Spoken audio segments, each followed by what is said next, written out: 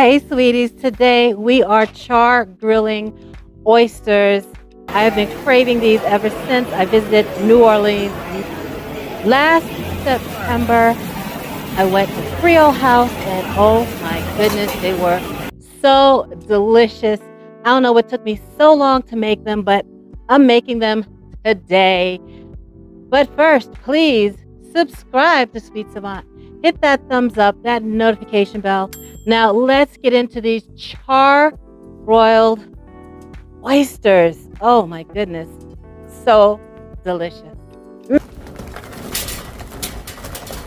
First things first, we're getting our grill started with standard Kingsford charcoal briquettes, and I'm using the Weber Performer Deluxe grill. It's got the touch to ignite gas ignition, and we just turn that on to full, and then we press this button. It's so easy to get our charcoal lit with this grill, and shout outs to Weber Grill. I worked with Weber a few years ago and received this grill as part of my work with them, and I absolutely love it. Would highly recommend. We let it run for a few minutes, 3 to 5 minutes, and then we shut it off because our charcoals, well, they're going now, so we don't need the gas anymore. To prep our ingredients to top our oysters, I've got a few strips of bacon in the oven, nice and brown. Now we're going to make some garlic butter. I have a stick of melted butter and some cloves of garlic. These cloves of garlic are huge. So you want to smash up some garlic and check the description box for the details, and you'll get the full recipe, or you can pause it right here and see the recipe on the screen. We will add a little bit of seasoned salt, just about a teaspoon of seasoned salt, and I'm drizzling some grapeseed oil in there so that our butter doesn't start to get cold and sort of solidify again. The grapeseed oil keeps things nice and loose. Let's head on out to the grill where we've got our corn, and we're going to char this corn directly over the coals just for a minute or two and turn it so that it doesn't get too much char on it. We just want a little bit of that flavor, and then we are going to move the corn off to the side where there are no coals, a nice cool side of the grill, so that way our corn can finish cooking. We'll cover the grill, and it'll be like sort of finishing our corn in an oven. Now we're going to work on our oysters, and these oysters, I picked these up from the grocery store. They were a little bit dirty. We want to give them a bit of a scrub just to get the sort of muddiness off of them, and it doesn't take too much. We've got this little scrub brush, and we'll get any mud and dirt off of there, and then dry it off, dry our hands, and grab a kitchen towel so that we can now shuck our oysters. We see the flat side and a curved side. We want to keep the curved side down and catch any juices that are inside our oyster. And then it's got that little hinge there, and that's where we're going to insert our oyster knife. And this is not my favorite kind of oyster knife. I just actually bought it because I couldn't find the oyster knife that I did have, my straight-sided oyster knife. I need to get a new one. But this one came overnight on Amazon. It was the only one available. And you just sort of pop that hinge open, and then you can slide carefully. Don't cut yourself. Slide the knife around just the edges to pry it loose, and scrape the oyster off the top if it is caught, because there's that little muscle there that holds it closed, and you can see all the juices, the oyster liqueur, and we want to keep that as much as we can intact. We'll put that to the side, and we'll keep working on more oysters. So the same deal, we'll pop that hinge open, see a flat side and a curved side. This one is a little harder to tell, so we're just gonna go for it. You see the hinge there. We're gonna try and pop that hinge open, And I used to shuck oysters back when I used to work at the Ritz-Carlton in Buckhead. Back in the kitchen there, it was one of my jobs was to shuck oysters. And let me tell you, it's more fun when you're doing it for yourself than when you're doing it for guests at a restaurant. But oops, I spilled some of the liqueur. But if you look inside there, there's a little bitty crab.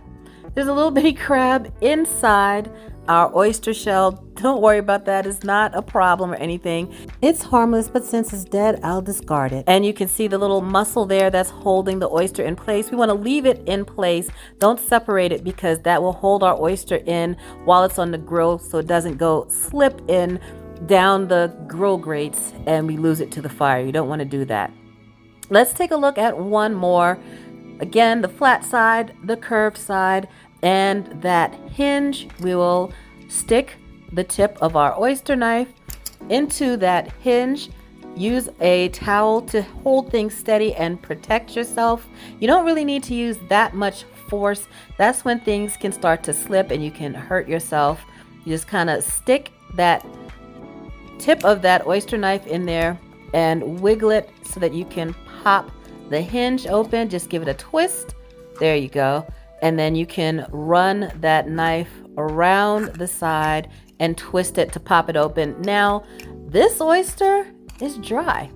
This oyster is dry. It doesn't smell bad or anything, but I do not trust a dry oyster, so I'm going to discard this. No, we don't want any dry oysters around here.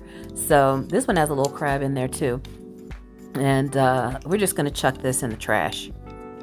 We want to keep these oysters as chilled as possible until we're ready to put them on the grill. So leave them in the refrigerator and take them out one at a time or so, a small batch at a time as you are shucking them, and then get them back into the refrigerator until you're ready to take them outside to the grill.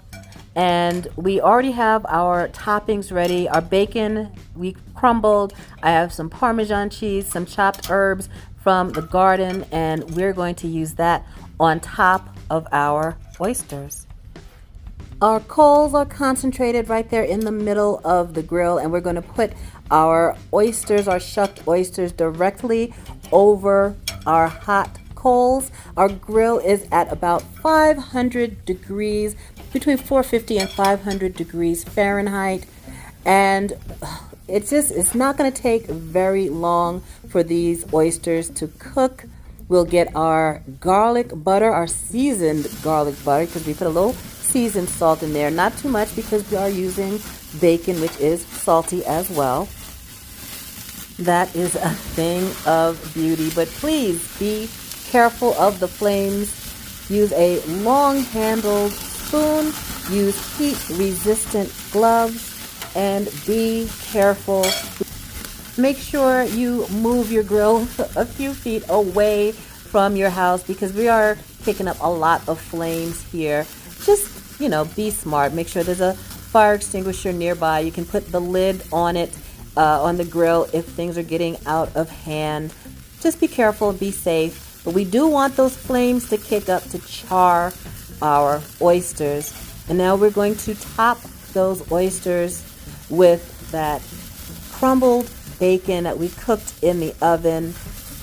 The Parmesan cheese, it's nice, shredded, pretty small. You can use jack cheese, you can use, all kinds of cheese on here. But for me, bacon and Parmesan on the oysters is chef's kiss, so darn good.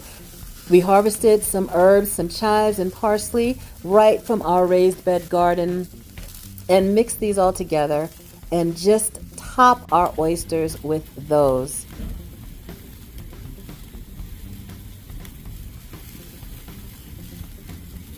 These are almost done. You might want to grab some hot sauce.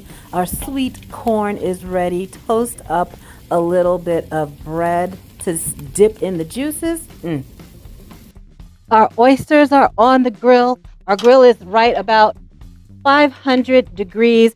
All of our coals are concentrated in the middle, and our oysters are right over the coals.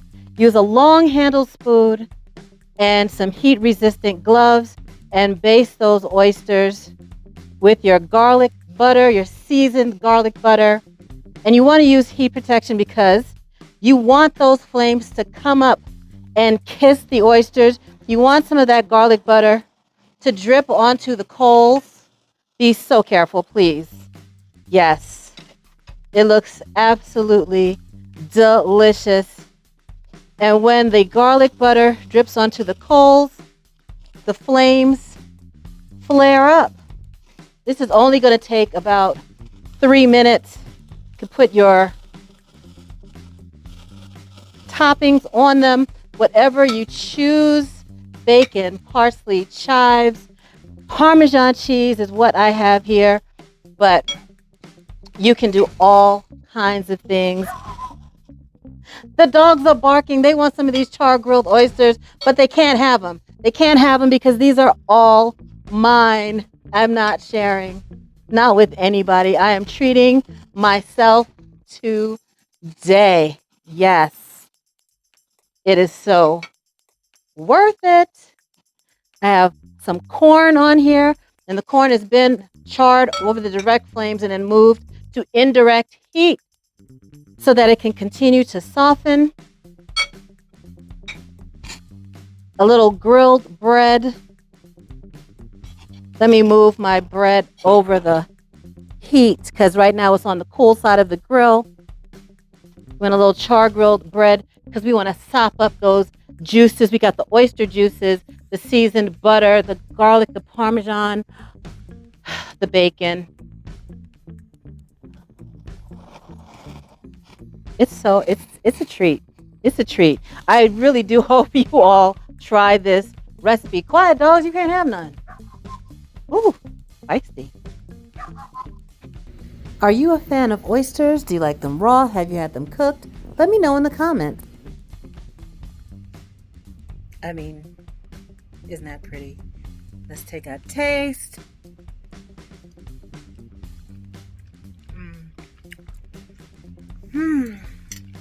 So good. Take me back to New Orleans because that is delicious. And it's a beautiful day to dine outside on some char-broiled oysters. Cannot beat it. And it's just that simple. Treat yourself. Act like it's vacation.